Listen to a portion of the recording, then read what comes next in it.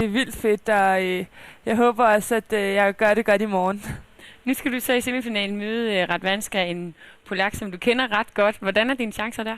Jo, men altså sidste gang jeg mødte hende på hardcourt i Orange Bowl, der vandt jeg over hende 6-4, 7-5.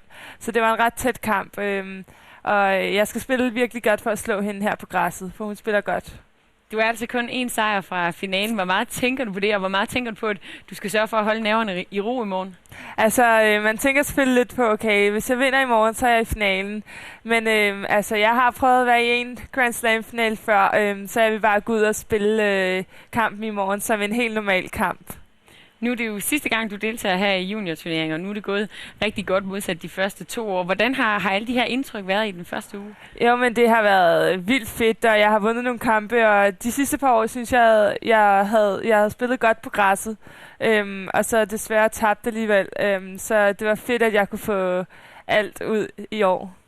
Dit år har jo været lidt specielt på den måde, du begyndte at spille med på WTA-turen. Du har spillet mod nogle af de bedste. Hvordan har det været hele det her år for dig? Jo, men jeg har fået en hel masse erfaring, og jeg ved, hvad ting jeg skal træne på, og ja, det har hjulpet mig en hel masse. Og så en finale så her vil være god at have med? Ja, den vil være super. Tak skal du have. Held og lykke. Tak.